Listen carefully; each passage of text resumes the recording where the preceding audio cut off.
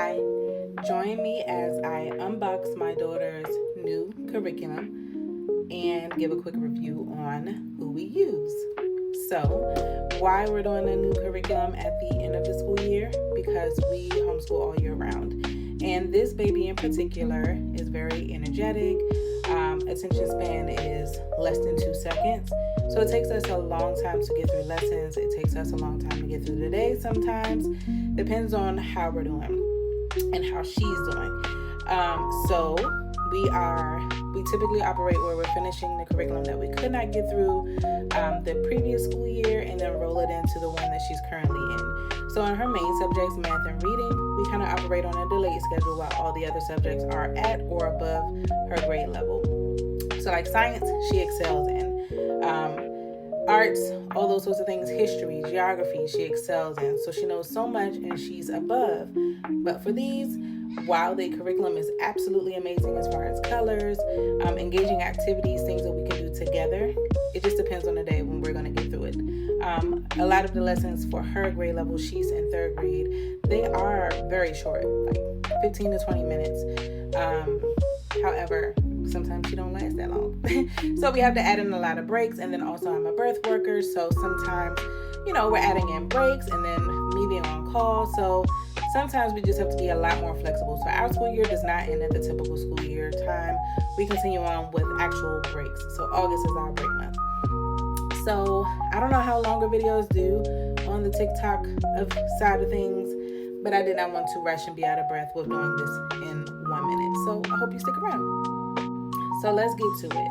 From what I've seen, not many people are into The Good and the Beautiful as far as a curriculum.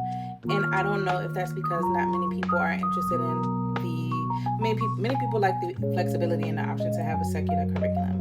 And we are a Christ-centered, God-loving household, so I have no problem with the beautiful little moments that they honor God through saying, through the artwork and just bringing it back to Him, because that's really important to me, because we incorporate it in our own daily school activities. So let's get to the actual unboxing. I did the bundle, the reading and math bundle, because we were finished at the same time with those curriculums. So we have math 3, the math box. Everything is just prepared so well. I'll actually open it. Let's open it so you can get an idea of what's in there. I am trying to do better at posting on here. Now I'm on the side of things where they say you keep acting scared. It's like the college commercials. You're sitting on the couch, you're not doing anything, but it's a matter of you have all the footage or you don't need to have a pretty background. Just post it. So that's what I'm doing. Posting instead of just sitting on stuff because I need everything to be perfect. Because most times it's not perfect. Exhibit A. Change the bedding. It ain't clean. And I went couponing. I ain't put it away. So you get what you got with me, okay? So this is the math box, and it includes all the things that will be incorporated. I know the light is pretty harsh. Let's see if I can change this down a bit. There we go. I mean, it's still reflecting in the glasses, but it's not as bright. But we've got this little number here, and I'm not going to take all this stuff out. This looks like a little measurement, little tape measure, and got some dye.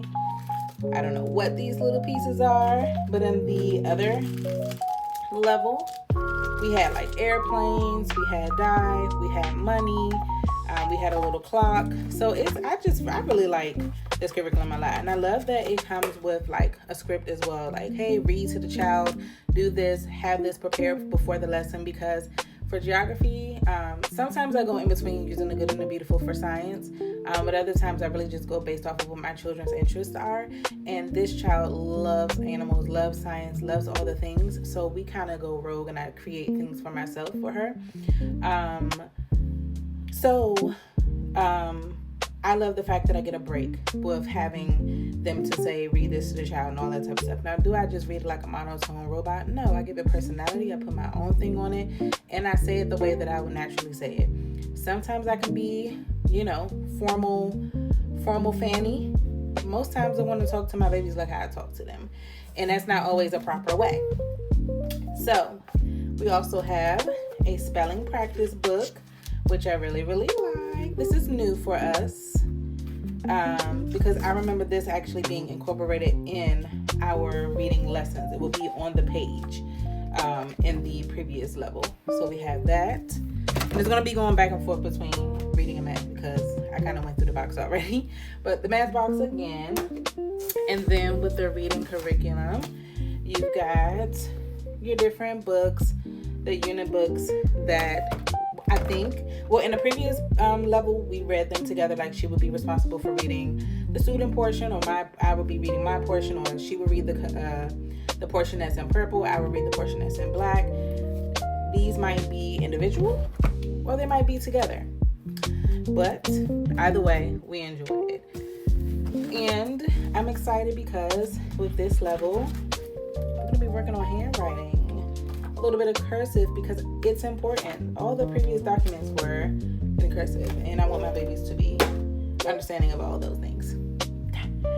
And we have the actual math book. Nice, colorful pages. And they have answer keys that you can download, or I think it's downloaded. I don't really be using them for her grade level because I be knowing. But it's the high school level where I'm like, girl, we ain't learned this in school. Let me go and look for the unit key, the answer key. But we will be working through this it's May now. We're going to be working through this in May, June, July. We take a break in August and we'll resume in September, October, November. We take another break in December into that first week of January. And so I'm hoping that we'll have this finished by maybe March. So that way we can start a little bit sooner for level 4, because that's what grade she'll be in. And this is our reading. And I actually started my oldest, who is a 9th grader, or she's finishing up 9th grade.